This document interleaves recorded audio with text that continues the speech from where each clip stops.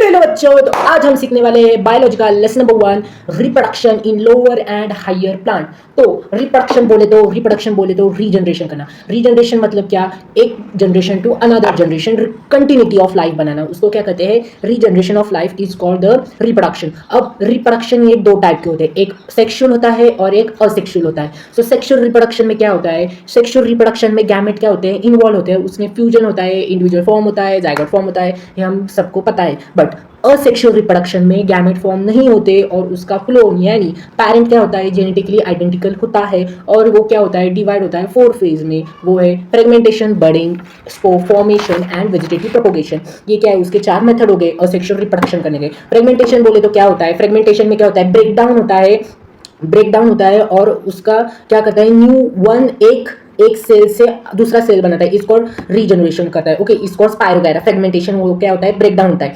Budding मतलब क्या? Budding बोले तो bud is repeated cell division. उसमें क्या होता है? रिपीटेड सेल डिवीजन होता है और वो पैरेंट फॉर्म करता है। Outer growth, hydra is example of budding. Spore formation is single reproductive unit. उसमें क्या होता है? स्पोर क्या होता है? बर्स्ट होता है और दूसरे लिविंग सेल पर क्या होता है? बर्स्ट होकर फंगस तैयार करता है, उसे करता है स्पोर फॉर्मेशन। वेजिटेटिव रिप्रोडक्शन मतलब क्या? वेजिटेटिव रिप्रोडक्शन मतलब स्टीम, लीव्स और रूट के इससे न्यू प्रोपोगेशन बनाना है, न्यू रीजनरेशन करना है। तो उसमें वो क्या होता है? जेनेटिकली आइडेंटिकल होता है और उसमें क्या होता है? आर्टिफिशियल मेथड होते हैं, नेचुरल मेथड होते हैं। आर्टिफिशियल मेथड में वेजिटेटिव प्रोपोगेशन के आर्टिफिशियल मेथड में क्या होता है कि कटिंग होती है। The small piece of any vegetative part of a plant have one or more bud use for propagation. वो छोटा पीस मतलब स्टीम, लीव्स, रूट थे, उस छोटे पीस से न्यू जनरेशन मतलब उसको क्या कहते हैं? कटिंग द्वारा न्यू जनरेशन बना सकते हैं। अब कटिंग 3 प्रकार के, एक स्टीम कटिंग और एक लीफ कटिंग और रूट कटिंग, ये 3 प्रकार के कटिंग है।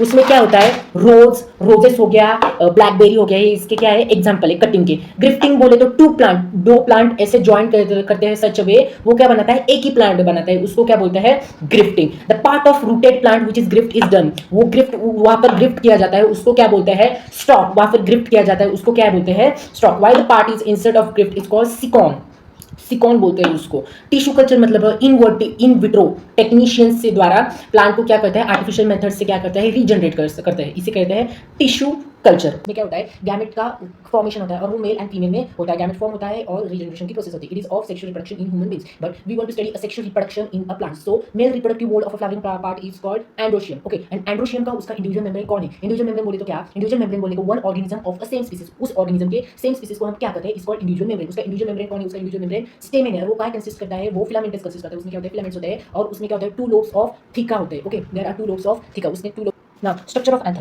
Structure of anther में क्या करते हैं? Structure of anther मतलब male reproductive part. Structure of anther क्या कंसिस्ट करता है? Structure of anther is consist of 2 pollen sac. Structure of anther में क्या होता है? दो पोलन सैक होती है। ओके, और वो कैसा होता है? डायथेकस। देयरफॉर उसको क्या कहते हैं? टेट्रास्पोरस कहते हैं। ओके, डायथेकस मतलब क्या? वो क्या कंटेन करता है?